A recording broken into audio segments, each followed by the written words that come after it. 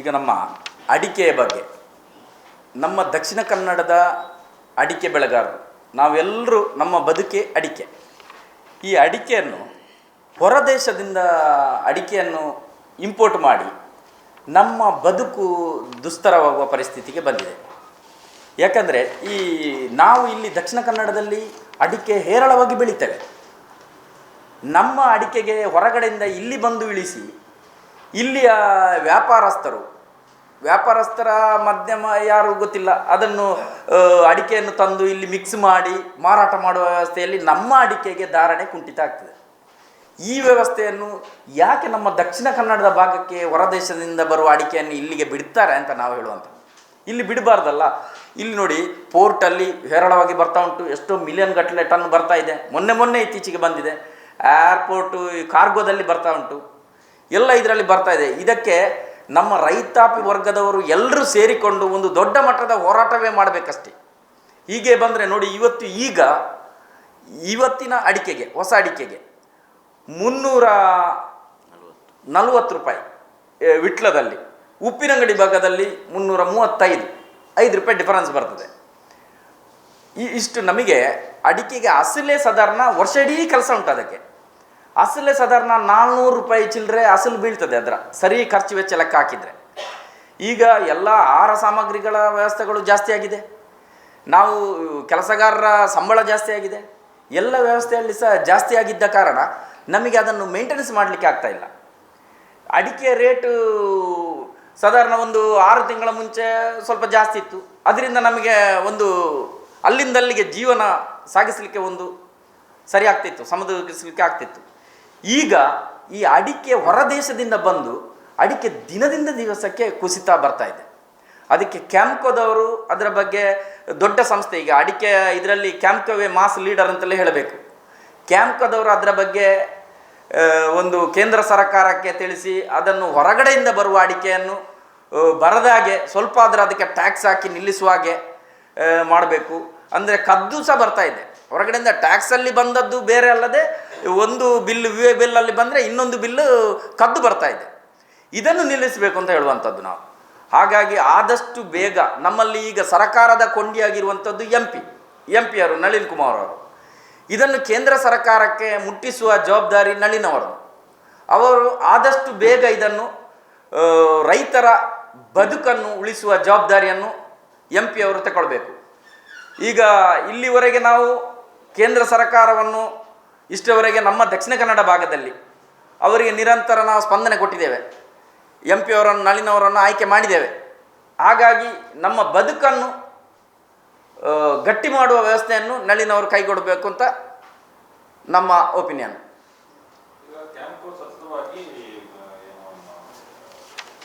ಭದ್ರತಾ ವ್ಯವಸ್ಥೆಗೆ ಮತ್ತು ಕೇಂದ್ರ ಸರ್ಕಾರಕ್ಕೆ ತಿಳಿಸ್ತಾ ಇದ್ದಾರೆ. 6 ತಿಂಗಳಿಂದ ನಾನೇ ಫಾಲೋ ಅಪ್ ಮಾಡಿದ್ದೇನೆ. ಅವರು ಪ್ರತಿದಿನ ಅದರ ಅಪ್ಡೇಟ್ ಯಾವ ಇದನ್ನು ಬಂದಿದೆ ಅಂತ ಹೇಳೋದನ್ನು ಕಳಿಸ್ತಾ ಇದ್ದಾರೆ. ಆದರೂ ಕೂಡ ಬರ್ತಾ ಇದೆ.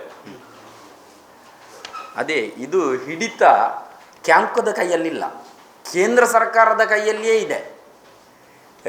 ಇದಕ್ಕೆ ನಮಗೆ ಬಲ್ಲ ಮೂಲಗಳ ಮಾಹಿತಿ ಸರಿ ಇಲ್ಲ. ಅಮಿತ್ ಶಾ ಅವರವರ ಮಗ ಇದರಲ್ಲಿ ಇನ್ವಾಲ್ವ್ಮೆಂಟ್ ಇದ್ದಾರೆ ಅಂತ ಮಾಹಿತಿ ಇದೆ. ಅದು ಏನು ಅಂತ ನೀವೇ ಪರಿಶೀಲನೆ ಮಾಡಬೇಕು, ನಮಗೆ ಗೊತ್ತಿಲ್ಲ. ಬಲ್ಲ ಮೂಲಗಳ ಮಾಹಿತಿ ಅದು. ಆಮದಿನ ಇಂಪೋರ್ಟಲ್ಲಿ, ಹಾಗೆ ಇಂಪೋರ್ಟಲ್ಲಿ ಬರ್ತಾ ಇದೆ, ಕಳ್ಳ ಮಾರ್ಗದಲ್ಲಿ ಬರ್ತಾ ಇದೆ. ತೆರಿಗೆಯೇ 350 ರೂಪಾಯಿ. ಈಗ ಇಲ್ಲಿ ಇರುವಂತಹ ಅಡಿಕೆಯ ರೇಟ್ ಅದೇ ಇದೆ. ಆಗ ಅವರಿಗೆ ಏನು ಲಾಭ ಆಗ್ತದೆ? 340ಕ್ಕೆ 330ಕ್ಕೆ ಬರೋಡದಲ್ಲಿ ಇಳಿಸ್ತಾ ಇದ್ದಾರೆ. ಒಂದು ಸ್ಪಾಟ್ ಬರೋಡದಲ್ಲಿ 30 ರೂಪಾಯಿಗೆ ಇಳಿಸಿದೆ, ಬೆಂಗಳೂರಲ್ಲಿ 30 ರೂಪಾಯಿಗೆ ಇಳಿಸಿದೆ. ಅದು ಹೇಗೆ ಇಳಿಸ್ತಾರೆ ಅಂತ ನಾವು ಹಾಗಾದ್ರೆ ಒಂದು ನೋಡಿ, ಇಲ್ಲೇ ನಡೀತದೆ. ಇಲ್ಲಿ ಹೇಗೆ ನಡೀತದೆ ಅಂದರೆ, ಒಂದು ಬಿಲ್ಲು ಬಿಲ್ಲಲ್ಲಿ ಹೋಗ್ತದೆ, ಎಲ್ಲವೂ ಟ್ಯಾಕ್ಸ್ ಡಿಪಾರ್ಟ್ಮೆಂಟಿಗೆ, ನಮ್ಮ ಅಧಿಕಾರಿ ವರ್ಗಕ್ಕೆ ಗೊತ್ತಿರ್ತದೆ. ಒಂದು ಬಿಲ್ಲು ಬಿಲ್ಲಲ್ಲಿ ಹೋದರೆ 10 ಬಿಲ್ ಕಳ್ಳ ಮಾರ್ಗದಲ್ಲಿ ಹೋಗ್ತದೆ, ವಿದೌಟ್ ಬಿಲ್ಲಲ್ಲಿ ಹೋಗ್ತದೆ. ವಿದೌಟ್ ಬಿಲ್ ಇಲ್ಲಿ ಲೋಡ್ ಆಗೋದು ಗೊತ್ತಿಲ್ವಾ ಟ್ಯಾಕ್ಸ್ ಡಿಪಾರ್ಟ್ಮೆಂಟಿಗೆ? ಟನ್ನುಗಟ್ಟಲೆ ಲೋಡ್ ಆಗಿ ಹೋಗ್ತಾ ಇದೆ. ಇದು ಟ್ಯಾಕ್ಸ್ ಡಿಪಾರ್ಟ್ಮೆಂಟ್ ಯಾಕೆ ಅದನ್ನು ಕ್ರಮ ಕೈಗೊಳ್ತಾ ಇಲ್ಲ? ಅದಕ್ಕೆ 5% 5.60 ಪೈಸೆ ₹5 ಟ್ಯಾಕ್ಸ್ ಸರ್ಕಾರಕ್ಕೆ, 2.5 ರಾಜ್ಯಕ್ಕೆ, 2.5 ಕೇಂದ್ರಕ್ಕೆ ಹೋಗ್ತದೆ. 60 ಪೈಸೆ ಸೆಸ್, APMC ಸೆಸ್. ಇದನ್ನು ಇವರು ಇಲ್ಲ, ಯಾರು ಇಲ್ಲಿ ಗಾರ್ಬುಲ್ನವರು ಕೆಲವು ವಿದೌಟ್ ಬಿಲ್ಲಲ್ಲಿ ಬಂದದ್ದನ್ನು ಹೇಗೆ ಕಳಿಸ್ತಾರೆ, ಹೇಗೆ ಹೋಗ್ತದೆ, ಕದ್ದೇ ಹೋಗುದು. ವಿದೌಟ್ ಬಿಲ್ಲಲ್ಲಿ ಬೇಕಾಗುದು ಗಾರ್ಬಲ್ ಇವರಿಗೆ, ಮಾರ್ವಾಡಿಗಳಿಗೆ, ಗುಜರಾತಿನವರಿಗೆ, ಅವರಿಗೆ ಅಂದರೆ ಅರ್ಧಕ್ಕೆ ಬಂದಾಗ ರೇಟ್ ಸ್ವಲ್ಪ ವಿದೇಶದಿಂದ ತರಬೇಕಿದ್ರೆ ಕೆಲವು ಕಾನೂನು ಇದಿದೆ, ಅಡಿಕೆ ಬರಬೇಕು ಅಂತ ಹೇಳಿ, ಹೌದು. ಹೀಗೆ ಬರಬೇಕು ಅಂತ ಹೇಳುವಂಥದ್ದು ಇದೆ. ಅದು ಬಿಟ್ಟು ಈಗ ಅಡಿಕೆ ಹೆಸರು ಅಲ್ಲದೆ ಬೇರೆ ಯಾವ್ದಾರ ಹೆಸರಲ್ಲಿ ಬರ್ತಾ ಇದೆ ಅಡಿಕೆ ಅಂತ ಹೇಳುವಂಥದ್ದು ಬೇಕಾದ್ರೆ ಅದೇ ಆಗಿರ್ಬೋದು ಅಂತಂದ್ರೆ ಒಣ ಎಂತ ಹೇಳ್ತಾರೆ, ಆಹಾರ ಬೆಳೆ ಅಂತ ಬರ್ತಾ ಇದೆ, ಹಣ್ಣು ಅಂತ ಒಣ ಹಣ್ಣು ಬರ್ತಾ ಇದೆ ಅಂತ ಬರ್ತಾ ಇದೆ. ಹಾಗಾಗಿ ಅದರ ಧಾರಣೆ ಟ್ಯಾಕ್ಸ್ ಎಲ್ಲ ಕಡಿಮೆ ಮಾಡಿ ಬರ್ತಾ ಉಂಟಾ ಅಂತ ಅದನ್ನು ಕ್ರಮ ಕೈಗೊಳ್ಳಬೇಕಾದ್ದು ಯಾರು? ಅದರ ಅಧಿಕಾರಿ ವರ್ಗ. ನಮಗೆ ಅದರ ಬಗ್ಗೆ ಮಾಹಿತಿ ಇಲ್ಲ.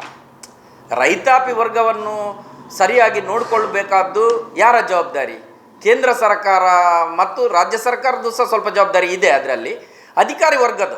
ಅಧಿಕಾರಿ ವರ್ಗದವರು ನಮ್ಮ ವ್ಯವಸ್ಥೆಯನ್ನು ಸರಿ ಮಾಡಬೇಕಾದ್ದು. ಇಲ್ಲಿಗೆ ನಮಗೆ ಡಿಸ್ಟಿಕ್ ಕಲೆಕ್ಟ್ರಿ ಹಾಗೆ ಜಿಲ್ಲಾಧಿಕಾರಿ ಅವರಿಗೆ ನಾವು ಮನವಿ ಕೊಡ್ತಾ ಇದ್ದೇವೆ. ಅದರ ಬಗ್ಗೆ ನಿಮಗೆ ತಿಳಿಸ್ಬಿಟ್ಟು ಅಡಿಕೆಗೆ ರೇಟ್ ಜಾಸ್ತಿ ಆದಾಗ ಅದರ ಕ್ರೆಡಿಟ್ ತಗೊಳ್ಳಿಕ್ಕೆ ತುಂಬಾ ಜನ ಇದ್ರು. ಹೌದು, ನಮ್ಮಿಂದಾಗಿ ಜಾಸ್ತಿ ಕ್ಯಾಂಪ್ ಕೂಡ ಓಪನ್ ಆಗಿ ಹೇಳಿದ್ದಾರೆ. ಅಡಿಕೆ ಜಾಸ್ತಿ ಆಗಿದೆ, MP ಅವರು ಹೇಳ್ಕೊಂಡಿದ್ರು, ಆಡಳಿತದವರೆಲ್ಲ ಅದರ ಬೆಲೆ ಮಾಡ್ಕೊಂಡು. ಈಗ ಅದೇ ವ್ಯವಸ್ಥೆ ಇದೆ ನಮ್ಮಲ್ಲಿ, ಬದಲಾಗಿದೆ, ಅದೇ ವ್ಯವಸ್ಥೆ ಇದೆ. ರೇಟ್ ಕಡಿಮೆ ಆಗ್ತದೆ, ಆದ್ರೆ ಈಗ ಯಾರು ಅದಕ್ಕೆ ಅಪ್ಪಂದಿಲ್ಲ, ಮಾತಾಡೋದಿಲ್ಲ. ಹೌದು, ಡೌನ್ ಆಗುದಕ್ಕೆ ಯಾರು ಜವಾಬ್ದಾರಿ ಇಲ್ಲ, ಯಾರು ಜವಾಬ್ದಾರಿ? ಮತ್ತೊಬ್ಬರ ಬೆಲೆ ತೋರಿಸ್ತಾರೆ. ಜಾಸ್ತಿ ಆದ್ರೆ ನಾವು ಇದು ಹೌದು ಹೇಗೆ? ಹೌದು. ಇಲ್ಲಿ ಒಂದು ವಿಚಾರ ಉಂಟು. ಯಾವುದೇ ಮಾರುಕಟ್ಟೆಯನ್ನು ಯಾರೇ ಕ್ರೆಡಿಟ್ ತಗೊಂಡ್ರು ಕೂಡ ಮಾರುಕಟ್ಟೆ ಈ ಕ್ರೆಡಿಟಿನ ಆಧಾರದಲ್ಲಿ ನಡೆಯುವಂಥದ್ದಲ್ಲ. ಮಾರುಕಟ್ಟೆ ಅಂತ ಹೇಳೋದು ಸಪ್ಲೈ ಮತ್ತು ಡಿಮಾಂಡ್, ಈ ಎರಡರ ಆಧಾರದ ಮೇಲೆ ಮಾತ್ರ ಮಾರುಕಟ್ಟೆ ನಿಂತಿರ್ತದೆ. ಸಪ್ಲೈ ಕಡಿಮೆಯಾಗಿ ಡಿಮಾಂಡ್ ಜಾಸ್ತಿ ಆದಾಗ ಮಾರುಕಟ್ಟೆ ಏರಿಕೆಯ ದಾರಿಯಲ್ಲಿ ಹೋಗ್ತದೆ. ಹಾಗೆಂತೇಳಿ ತೀರಾ ಕೆಳಮಟ್ಟದ ಸಪ್ಲೈ ಇದ್ದಾಗ, ಡಿಮಾಂಡ್ ಜಾಸ್ತಿ ಇದ್ದಾಗ ಮಾರುಕಟ್ಟೆ ಏಕಾಏಕಿ ತುಂಬ ಮೇಲ್ಮಟ್ಟಕ್ಕೆ ಹೋಗುವುದಿಲ್ಲ. ಅಲ್ಲಿ ಆ ಸಂದರ್ಭದಲ್ಲಿ ಸರ್ಕಾರಗಳು ಕೆಲವು ನಿರ್ಣಯಗಳನ್ನು ತಗೊಳ್ತದೆ. ಯಾಕೆಂತೇಳಿದರೆ ಈಗ ನಿಮಗೆ ಗೊತ್ತಿರ್ಬೋದು, ಟೊಮೆಟೊದು ಸ್ಕ್ಯಾರ್ಸಿಟಿ 200-300 ರೂಪಾಯಿ ಆದಾಗ ಅದನ್ನು ಎಲ್ಲಿಂದ ತಗೊಂಡು ಬಂದು ಫುಲ್ಫಿಲ್ ಮಾಡೋದು ಅಂತ ಹೇಳುವಂಥ ವಿಚಾರಗಳನ್ನು ತಗೊಳ್ತದೆ. ಆದರೆ ಒಂದು ರೇಂಜಲ್ಲಿ, ಒಂದು 20-30% ರೇಂಜಿನಲ್ಲಿ ವೇರಿಯೇಷನ್ ಏನಾಗ್ತದೆ, ಅದು ಈ ಸಪ್ಲೈ ಮತ್ತು ಡಿಮಾಂಡಿನ ಆಧಾರದಲ್ಲಿ ನಡೀತಾ ಇರ್ತದೆ. ಈಗ ಏನು ವಿಚಾರ ಅಂತ ಹೇಳಿದರೆ, ಇಲ್ಲಿ ನಾವು ಏನು ಪ್ರಸ್ತಾವನೆ ಮಾಡ್ತಾ ಇದ್ದೇವೆ ಅಂತ ಹೇಳಿದರೆ, ನಮ್ಮ ದೇಶದಲ್ಲಿ ನಮ್ಮ ದೇಶಕ್ಕೆ ಬೇಕಾದಷ್ಟು ಅಡಿಕೆ ಆಲ್ರೆಡಿ ಇಲ್ಲಿ ಉತ್ಪತ್ತಿ ಆಗ್ತಾ ಉಂಟು. ಇಲ್ಲಿ ಕೇವಲ ದುಡ್ಡಿನ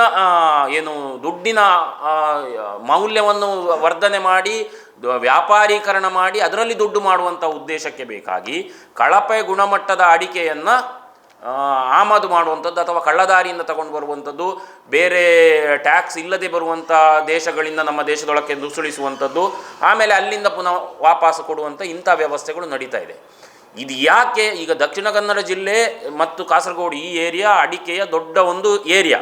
ಇಲ್ಲಿ ಅಡಿಕೆ ಬೆಳೀತಾ ಉಂಟು. ಇಲ್ಲಿಗೆ ಅಡಿಕೆ ಆಮದು ಮಾಡಬೇಕಾದ ಅವಶ್ಯಕತೆ ಏನುಂಟು ಪ್ರಶ್ನೆ ಇರುವಂಥದ್ದು. ಈಗ ಗುಜರಾತ್ನವರು ಆಮದು ಮಾಡ್ತಾ ಇರುವಂಥದ್ದಲ್ಲ, ಗುಜರಾತಿಗೆ ಹೋಗುವಂಥದ್ದು ಮಂಗಳೂರು ಮಾರುಕಟ್ಟೆಗೆ ಬಂದು ಇಲ್ಲಿಂದ ಮಿಕ್ಸಪ್. ಯಾಕೆ ಅಂತ ಹೇಳಿದರೆ ಆ ಅಡಿಕೆಯನ್ನು ನೇರವಾಗಿ ಉಪಯೋಗ ಮಾಡಲಿಕ್ಕೆ ಆಗೋದಿಲ್ಲ. ಅದಕ್ಕೆ ನಮ್ಮ ಉತ್ತಮ ದರ್ಜೆಯ ಅಡಿಕೆಯನ್ನು ಮಿಕ್ಸ್ ಮಾಡೋದು, ಇದನ್ನು ಮಿಕ್ಸ್ ಮಾಡಿ ಇಲ್ಲಿಂದ ಪುನಃ ಗುಜರಾತಿಗೋ ರಾಜಸ್ಥಾನಕ್ಕೋ ಇಲ್ಲಿಗೂ ಕಳಿಸುವಂಥ ವ್ಯವಸ್ಥೆ ಆಗ್ತಾ ಉಂಟು. ಅಲ್ಲ, ಅದೇ ವಿಚಾರ ಇರೋದು. ಮಿಕ್ಸ್ ಮಾಡಿದರೆ ನಮಗೆ ಆಗುವಂಥ ಸಮಸ್ಯೆ ಏನು ಅಂತ ಹೇಳಿದರೆ, ಇಲ್ಲಿ ಮಾರುಕಟ್ಟೆಗೆ ಕಳಮಟ್ಟದ ದರ್ಜೆಯ ಅಡಿಕೆ ಕಡಿಮೆಗೆ ಬಂದಾಗ ಇಲ್ಲಿಯ ಒಳ್ಳೆಯ ದರ್ಜೆ ಅಡಿಕೆ ಕೂಡ ಮಾರುಕಟ್ಟೆ ತನ್ನಿಂತಾನೆ ಕೆಳಗೆ ಹೋಗ್ತದೆ.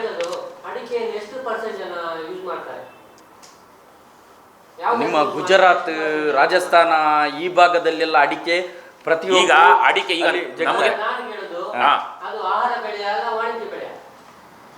ಈಗ ಆಹಾರ ಬೆಳೆಯುವುದು ವಾಣಿಜ್ಯ ಬೆಳೆಯುವುದು ಎರಡೂ ಆಗಿದೆ. ಈಗ ಅಡಿಕೆ ಒಂದು ಈಗ ನಮ್ಮ ಥ್ರೂ ಔಟ್ ಅಡಿಕೆಯನ್ನು ತಗೊಂಡಾಗ ಕೆಂಪಡಿಕೆಗಳು ಗುಟ್ಕಾಗಳಿಗೆ ಹೋಗ್ತದೆ. ನಮ್ಮ ಇಲ್ಲಿ ಈ ದಕ್ಷಿಣ ಕನ್ನಡ ಜಿಲ್ಲೆಯ ಕೆಳಮಟ್ಟದ ದರ್ಜೆ ಅಡಿಕೆಗಳು ಗುಟ್ಕಾ ಫ್ಯಾಕ್ಟ್ರಿಗಳಿಗೆ ಹೋಗ್ತಾ ಉಂಟು.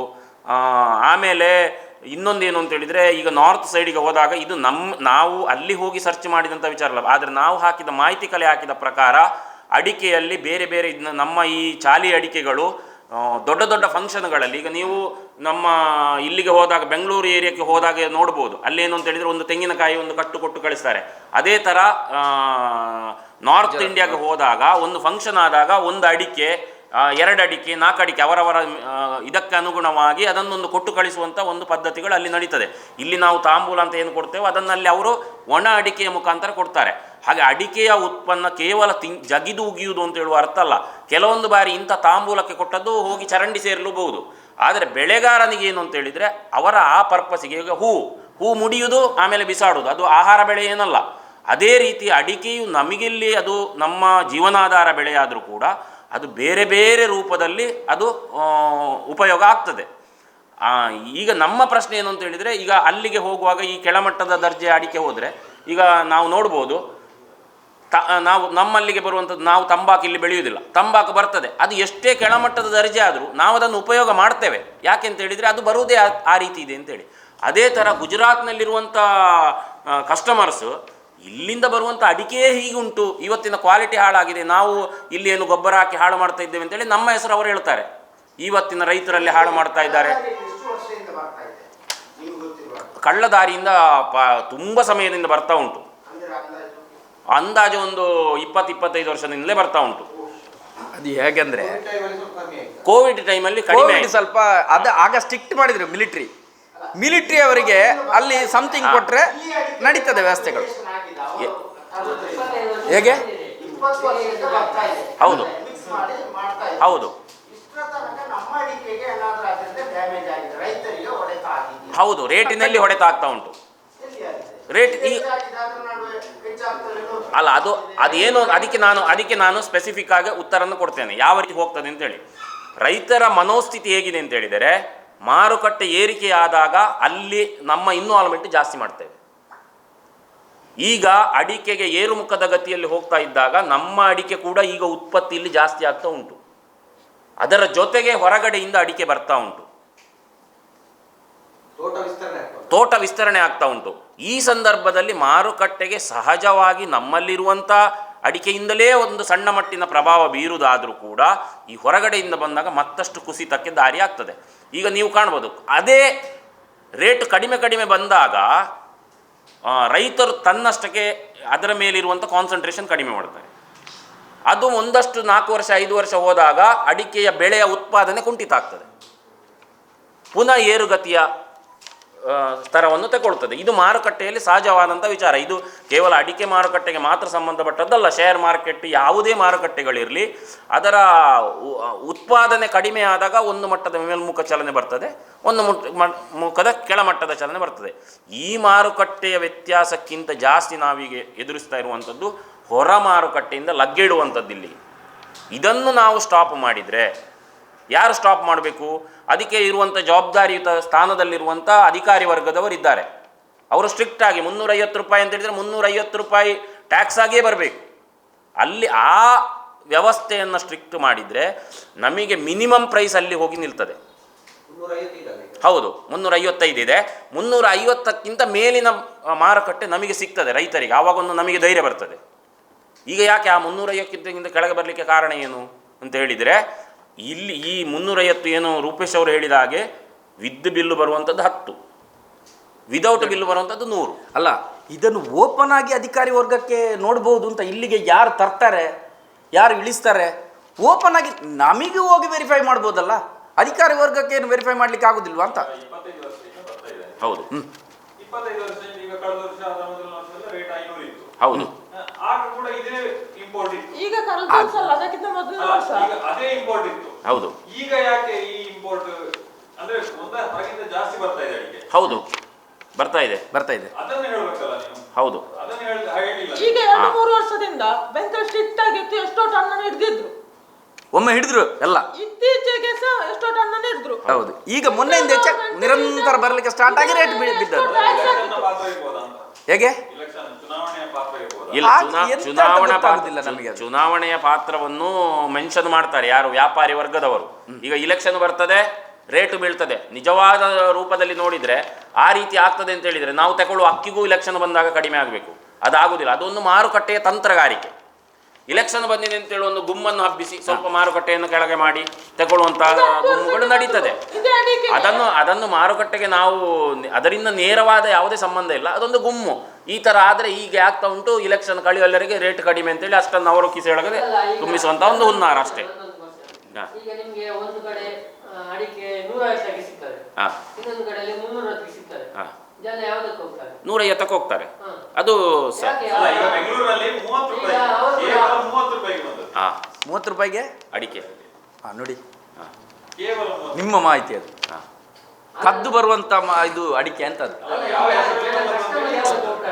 ಇತ್ತೀಚೆಗೆ 10 ವರ್ಷಕ್ಕೆ ಮೊದಲು 30 ರೂಪಾಯಿಗೆ ಬಂದ್ರೆ ಹೇಗೆ ಬದುಕು ಸಾಗಿಸುದು ಹೇಗೆ? 25 ರೂಪಾಯಿ ಇರುವಾಗ ಮಲೇಷ್ಯಾದಿಂದ ಎಷ್ಟು ಅಡಿಕೆ ಬರ್ತಿತ್ತು, ಅದನ್ನು ಸೆಂಟ್ರಲ್ ಗವರ್ಮೆಂಟ್ ಒಮ್ಮೆ ನಿಲ್ಲಿಸಿದೆ. ಅದರ ನಂತರ ಬಂದಂತ ರೇಟ್ ಈಗ. ಹೌದು. ಅದಕ್ಕಿಂತ ಮೊದಲು ರೇಟ್ ಇರ್ಲಿಲ್ಲ. ಎಲ್ಲಿತ್ತು? ಅಡಿಕೆಯನ್ನು ಕಡಿದು ರಬ್ಬರ್ ಹಾಕ್ತಿದ್ರು. ಅಡಿಕೆ ಬರುದು ಯಾಕೆ ಇಲ್ಲಿ ಕಡಿಮೆ ಉಂಟು ಅಂತ ಹೇಳಿ ಅಲ್ಲ ಬರುದು? ಅಲ್ಲ ಅಲ್ಲ, ಅದು ವ್ಯಾಪಾರಿ ವರ್ಗದ. ಅಲ್ಲಿ ಕ್ವಾಲಿಟಿ ಇಲ್ಲ ಅಡಿಕೆಗೆ, ಕ್ವಾಲಿಟಿ ಇಲ್ಲ. ಅಲ್ಲಿ ಅಡಿಕೆಯನ್ನು ಇಲ್ಲಿ ಮಿಕ್ಸ್ ಮಾಡಿದ್ರೆ ಯಾವ ಕ್ವಾಲಿಟಿ ಬೇಕಾದ್ರು? ಗುಟ್ಕಕ್ಕೆ ಯಾವ ಕ್ವಾಲಿಟಿ ಬೇಕಾದ್ರು? Low quality. ಕುಡುಕ ಮಾತ್ರ ಅಲ್ಲ ಅಡಿಕೆಯಲ್ಲಿ ರೆಡಿ ತಯಾರಾಗುದು. ಅದು ನಮಗೆ ಕಾಣುದು ಮಾತ್ರ, ಅದು ನಮಗೆ ಕಾಣುದು ಮಾತ್ರ. ನಿಮಗೊಂದು ತಪ್ಪು ಮಾಹಿತಿ ಉಂಟು. ಅಡಿಕೆಯನ್ನ ಉತ್ತರ ಭಾರತದಲ್ಲಿ ಕೇವಲ ತಾಂಬೂಲಕ್ಕೆ ಬಳಸುದಲ್ಲ. ಅಲ್ಲ, ಕೇವಲ ಅಂತ ಹೇಳಿಲ್ಲ, ಅದು ಒಂದು ಕಾರಣಗಳನ್ನು ಕೊಟ್ಟಿದ್ದು. ಅಡಿಕೆಯನ್ನ ನಾವು ಇಲ್ಲಿ ಹೇಗೆ ಗೋಡಂಬಿ ತಿಂತೇವೆ ಹಾಗೆ ಅವರು ತಿಂತಾರೆ. ಅದಕ್ಕೆ ಗೋಡಂಬಿ ಮಾತ್ರ ಅಲ್ಲ, ಎಲ್ಲ ಹಾಕಿ ಒಂದು ಮಿಕ್ಸ್ ಮಾಡಿ ಅದಕ್ಕೆ.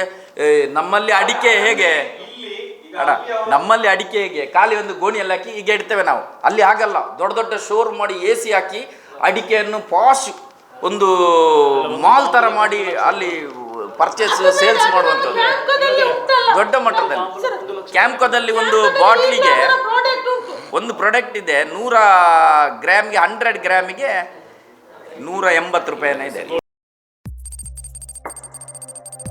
ವಸ್ತುನಿಷ್ಠತೆ, ವಿಶ್ವಾಸಾರ್ಹತೆ, ನಿಖರತೆಗಾಗಿ ನೋಡ್ತಾ ಇರಿ ನ್ಯೂಸ್ ಪುತ್ತೂರು, ಜನಮನದ ಪ್ರತಿಧ್ವನಿ.